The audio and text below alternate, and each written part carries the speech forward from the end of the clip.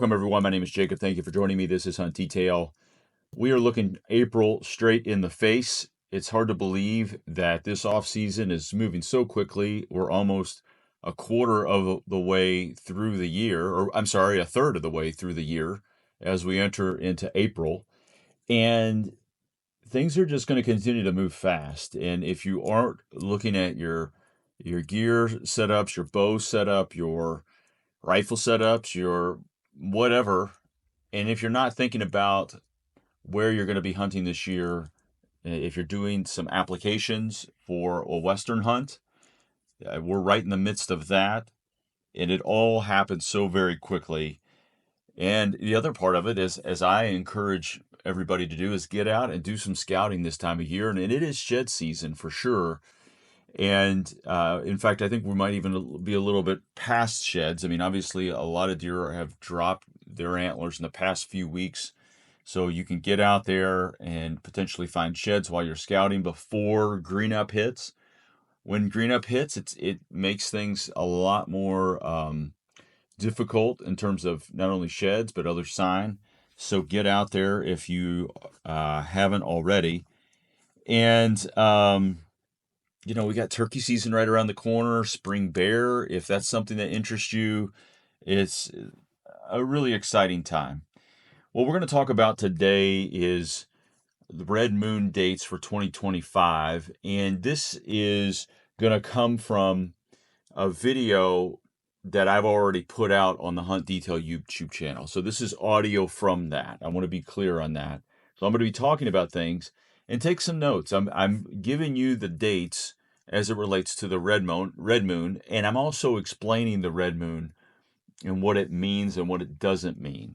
And so this is audio from that. Now, what you will find on the Hunt Detail YouTube channel coming soon is I just dropped a few weeks ago some mechanical broadhead content, shooting 4 different mechanical broadheads through 4 different mature whitetail buck shoulder blades, and just sharing the information, the data from that. These are, again, I want to emphasize, this is one data point in time. It doesn't mean the head that did the worst is the worst. It's just one data point, and it shows you more broadly the things that we need to think about as it relates to mechanical broadheads as we hit shoulders. Now, coming soon, I will say that you will eventually see some fixed blade broadheads going through shoulder blades, and that's going to be the single bevel iron will, the single bevel Tulu, the single bevel cutthroat, all 125 grain, all a little bit different, but similar enough that they're 2-blade, single bevel, and how do they cut through that shoulder blade and what sort of damage that they do. There's not going to be a problem with them going through the shoulder blade. What's going to be interesting to see the penetration, potentially seeing the rotation or the twist in the ballistic gel. If I'm able to capture that, sometimes it's difficult. If I had 3, 4, 5, 6 different cameras and slow-mo angles and all that stuff, it would be a lot more compelling. So I'm going to try to set it up to where I can capture that data in a objective fashion and share that with you. And that will be on the Hunt Detail YouTube channel sometime later this year. So if you haven't subscribed, please do so. I think there's a lot of content that you will find there that you enjoy, both in shorts and both long-term format. Now, as it relates to the moon, I want to say that there was some new data that came out.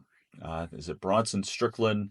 He's been on a couple podcasts talking about this, and it's basically, he is saying that the moon data movement isn't really there, or it's not compelling, and that sort of thing. And I totally get that. I haven't had a chance to see that data. I talk about this in the audio here, but if you want to look at the studies that are published out there, I would encourage you to go to Google Scholar. Just type in Google Scholar, and then you can type in whitetail moon, and then it'll pull up different studies, and you can look at those studies for yourself, and you can actually limit it to certain time frames, like 2021 to now.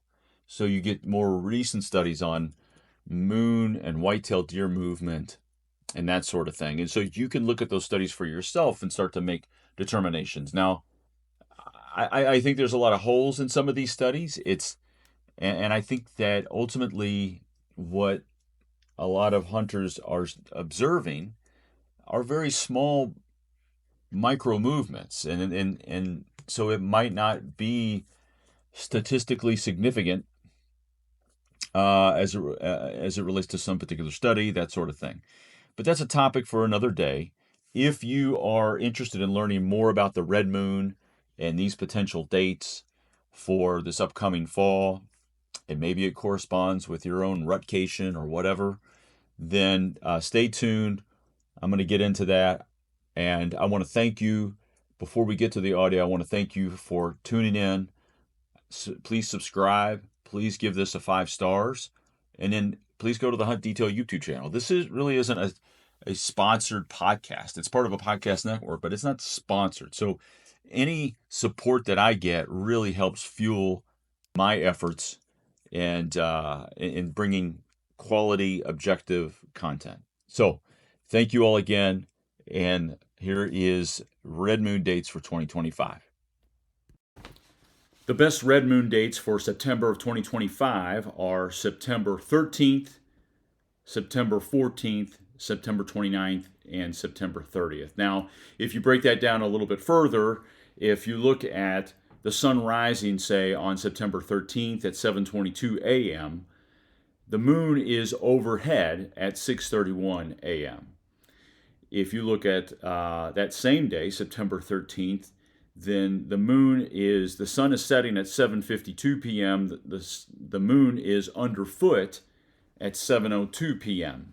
So you have there an intersection of when the moon is closest to the earth and the sun is either setting or rising. So let's talk a little bit about this concept. The red moon is not moon phase. It's not actually red. That's a different phenomenon altogether. Please don't get that confused.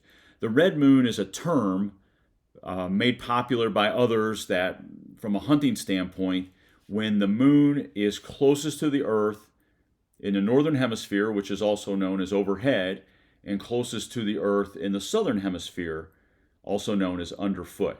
So as you know, the moon is orbiting the earth in a elliptical pattern, and when it's closest, that is when it's deemed overhead in the northern hemisphere or underfoot in the southern hemisphere. So we could call it the purple moon, the black moon, but they've named it the red moon, and it's a hunting term. And so please don't get that confused with what you see about a red moon for those that follow that phenomenon. Now, you could decide that the red moon for you is when the moon is closest to the earth in the middle of the day, at noon. You may feel like that is a more effective time for you to hunt. What I have outlined here is when the red moon is intersecting at the first hour of sunset and sunrise. And so now there are lots of papers and studies, published studies, on the impact of the moon on deer movement. And a lot of them, I think, by and large, dismiss that phenomenon. They feel like it doesn't have any impact on deer movement. And Dr. Bronson Strickland has several papers out there, and what I have found is that the sample size is very small. Often it doesn't include mature bucks. It might have, of course, does. It might have younger 2-year-old or under bucks, but it doesn't have a lot of mature bucks. Their studies don't generally follow hunting season. And sometimes they're focusing on moon phase. They're not even focusing on the phenomenon of the red moon as we've described here. So it's hard to put a lot of validity in those studies. And the thing is when I hear Dr. Strickland, he has these very declarative statements that it doesn't impact deer movement. But again, when I look at the data, it doesn't seem to really stack up to be very compelling to me personally. Now, that doesn't mean that as more data comes out, it might be more compelling or it might have a larger sample size, and it might focus more on mature bucks in hunting season, and it might focus more on the red moon and not moon phase. But as of now, I feel like the jury's still out. Now, truth be told, I don't even use the moon to hunt. So I want to be clear. I just want to share this information. I think it's interesting, and it might be something to take a look at, especially when you think about the deer that you've harvested. You can go to lunarforecast.com. It's this website. You can punch in your zip code, and you can come up with the dates for yourself for your region. The dates and times that I'm listing are for my region of the country, which is really the Midwest, but you may live in the Northeast, the Southeast, or out West, and you're going to want to type in your zip code to find out the exact times that the moon and the sun are both rising or sort of interacting with each other in the way that we've described here. So let's take a look at some other dates as we move away from September and into October. So October 13th, it looks like a really great day, both in the sunrise and sunset. You have overhead and underfoot within an hour of that sunrise and sunset. October 14th, October 29th, and then on October 30th, as the sun is rising, it looks like a good morning. As the rise is at 8:05, where I'm located, and the moon is underfoot at 8:28. Let's look at November. November 11th. The morning looks really good in terms of red moon. The evening is less so. November 12th, the morning again looks very good as the sun is rising at 7:20 a.m. The moon is overhead at 7:01. November 13th, again, another strong morning. November 26th, we're looking at evening. As the sun is setting at 5:23 p.m., the moon is overhead at 5:46 p.m. November 27th is the whole day, both morning and evening, sunrise and sunset.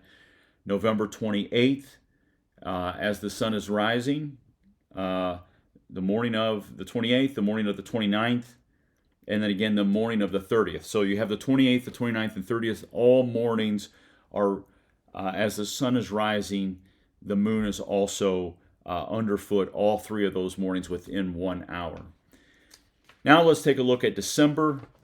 December 9th, as the sun is setting at 5:21 p.m., the moon is underfoot at 5:18 p.m. On December 10th, the same phenomenon in the evening. And then on November 12th and 13th, you have mornings where the sun is rising at 7:49 a.m. and the moon is overhead both of those mornings within an hour of the sun rising. So, hope that is helpful. Again, go to lunarforecast.com to personalize it for your particular area. Thank you for your time. Thank you for your support. All the best and best of luck this season.